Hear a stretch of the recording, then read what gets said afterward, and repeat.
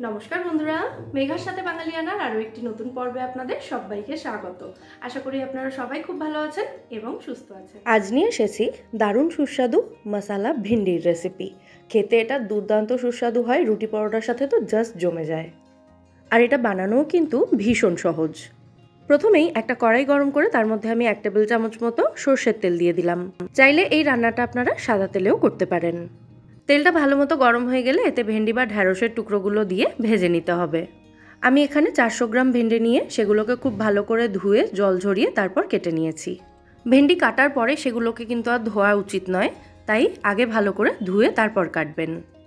এবার মিডিয়াম ফ্লেমে রেখে ভেন্ডিগুলোকে খুব ভালো করে ভেজে নিতে হবে। কিছুক্ষণ পরপর এগুলোকে খুব ভালো করে নাড়াচাড়া করে ভাজতে হবে, যাতে এগুলো চারিদিক থেকে সমানভাবে ভাজা হয়।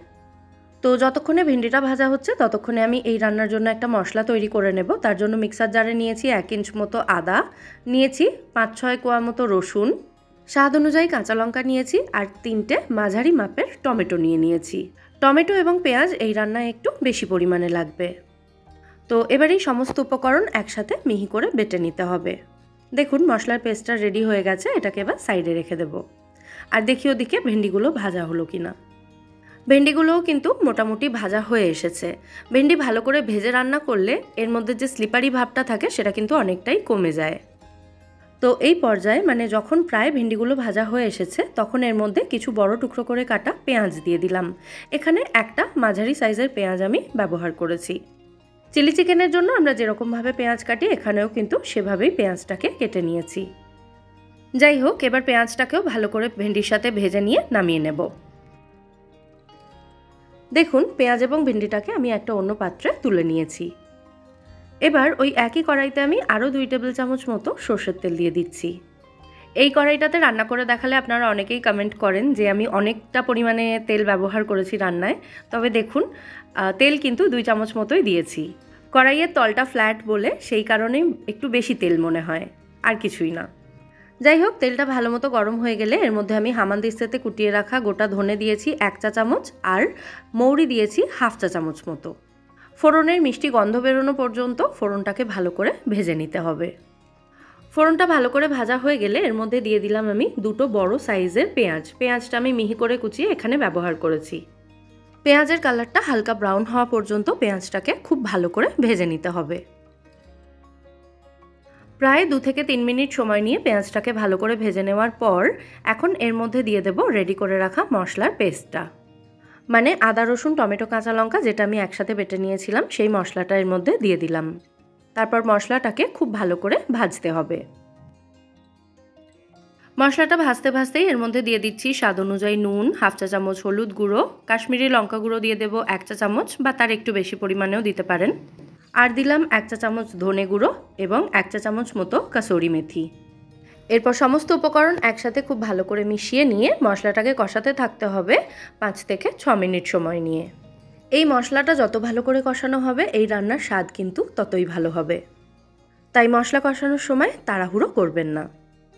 লো টু মিডিয়াম ফ্লেমে রেখে একটু সময় নিয়ে মশলাটাকে কষাতে হবে। আর মশলাটা কষাতে কষাতে যখনই দেখবেন মশলা একটু শুকিয়ে এসেছে তখনই অল্প করে জল দিয়ে দেবেন। আমি মশলার জারটা ধুয়ে এখানে অল্প একটু জল দিয়েছি। আরও কিছুক্ষণ মশলাটাকে কষিয়ে নেব। যখন দেখবেন মশলাটা কড়াই থেকে ছাড়তে শুরু করেছে এবং মশলা থেকে তেলও ছাড়ছে তখন বুঝতে হবে মশলাটা ভালো মতো কষানো হয়ে গেছে। তো তখন এর মধ্যে পরিমাণ মতো জল দিয়ে দিতে হবে। এই রান্নাটা একটু মাখা মাখা হলে খেতে বেশি ভালো লাগবে, সেই কারণে আমি 1/2 কাপ মতো জল দিলাম এখানে। জলটা দিয়ে মশলার সাথে ভালো করে মিশিয়ে নিয়েছি। তারপর গ্রেভি ফুটতে শুরু করলে এর মধ্যে দিয়ে দিচ্ছি ভেজে রাখা ভেন্ডি বা ঢ্যাঁড়স এবং পেঁয়াজটা। সমস্ত উপকরণ খুব ভালো করে একসাথে নাড়াচাড়া করে মিশিয়ে দিচ্ছি।